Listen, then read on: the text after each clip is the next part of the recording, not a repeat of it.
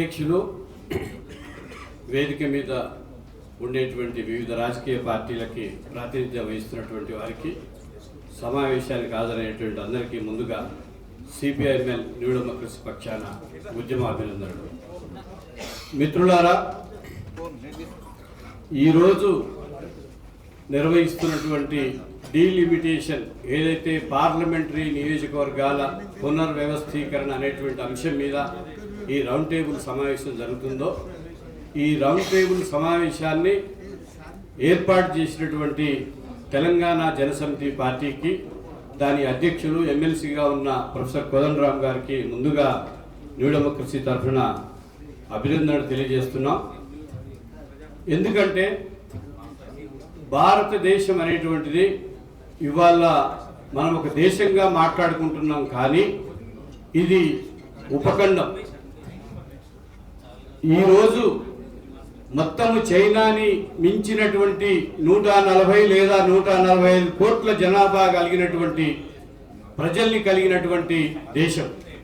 ఈ దేశంలో వివిధ కులాలున్నాయి, వివిధ మతాలున్నాయి, వివిధ జాతులున్నాయి, వివిధ తెగలున్నాయి. ఈ జాతులు, తెగలు, మతాలు, కులాలకు సంబంధించినటువంటి ప్రజలకి ఆహారపు అలవాట్లలో కావచ్చు, లేకపోతే ఆచార వ్యవహారాల్లో కావచ్చు, కట్టులో కావచ్చు, బొట్టులో కావచ్చు, లేదా దైనందికంగా జీవించేటువంటి ఒక జీవన విధానంలో ఒక వైవిధ్యం ఉన్నది. ఈ వైవిధ్యం కలిగినటువంటి ఈ దేశంలో ఒకే దేశం, ఒకే ఎన్నిక, లేదా ఒకే దేశం, ఒకే సంస్కృతి అనేటువంటి పద్ధతుల్లో మేము ఈ దేశాన్ని తీసుకొస్తాము.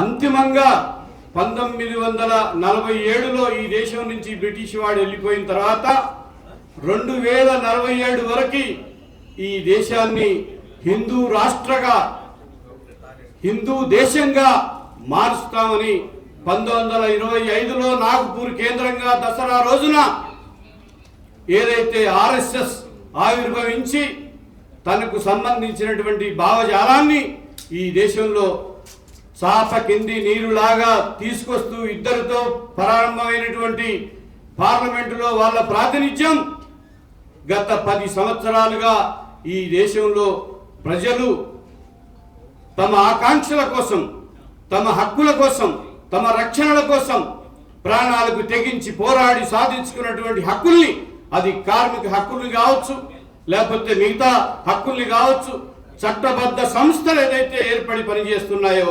వాటన్నిటినీ నిర్వీర్యం చేస్తూ, అది ఎలక్షన్ కమిషన్ కావచ్చు, సిబిఐ కావచ్చు, ఈడీ కావచ్చు, ఏదైనా కావచ్చు, వీటన్నిటినీ కాకుండా ఇవాళ సరాసరి వాళ్ళ హిందూ రాష్ట్ర లక్ష్యం కోసం ఇవాళ డీలిమిటేషన్ అనేటువంటి దాన్ని ఒక ఆయుధంగా మలుచుకున్నటువంటి విషయం ఉన్నది.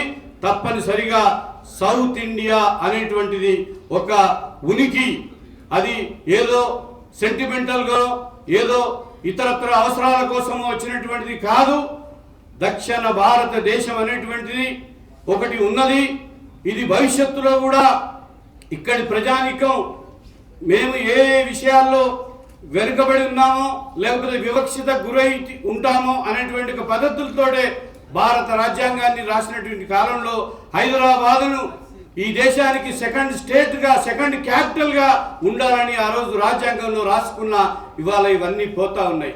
ఇక్కడ మేము అర్థం చేసుకుంటున్నది, మేము మాట్లాడదలుచుకుంటున్నది, మనం అందరం మాట్లాడదలుచుకున్నది, మన మధ్య ఈ భారతదేశానికి ఉండేటువంటి ఒక వైవిధ్యాన్ని, ఒక డైవర్సిటీని ఇవాళ భారతీయ జనతా పార్టీ ఆర్ఎస్ఎస్లు ఇవాళ సర్వనాశనం చేసి భారత రాజ్యాంగంలో ఇచ్చినటువంటి హక్కుల్ని, భారత రాజ్యాంగంలో ఇచ్చినటువంటి విలువల్ని, భారత రాజ్యాంగం ఈ దేశంలో ఉండేటువంటి మూలవాసులకి, ఆదివాసులకి, దళితులకి, మైనారిటీలకి, ఇతర పేద ప్రజలకు ఇచ్చినటువంటి వీటన్నిటి కూడా ధ్వంసం చేసేటువంటి తీరులో భాగంగా హిందూ రాష్ట్ర రాజ్య స్థాపన కోసం వాళ్ళు ఈ డీలిమిటేషన్ అనేటువంటి ప్రక్రియని ఎన్నుకున్నారు. కాబట్టి తప్పనిసరిగా భారతీయ జనతా పార్టీ ఆర్ఎస్ఎస్ ఏదైతే ఇవాళ బహాటంగా ముందుకు చేస్తున్నటువంటి ఫ్యాసిస్ట్ విధానాలకు వ్యతిరేకంగా అన్ని రాజకీయ పార్టీలు కామ్రేడ్ ఇంతకుముందు కన్నెగంటి రవి గారు చెప్పినట్టు ఒక ప్రత్యామ్నాయ విధానాల్ని, పరిపాలనా విధానాల్ని, ప్రజలకు అనుకూలమైనటువంటి విధానాల్ని అవి ముందుకు తీసుకురావడం ద్వారా మాత్రమే ప్రజల్ని ఐక్యం చేయాలా.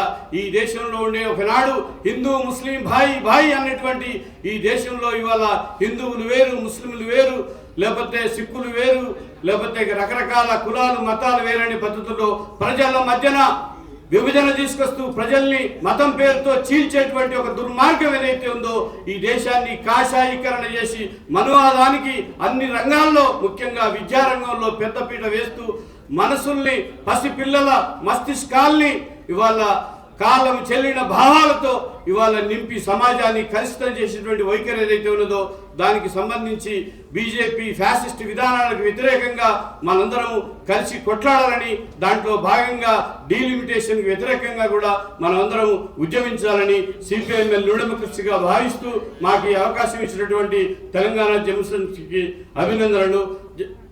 లాల్ సలాం.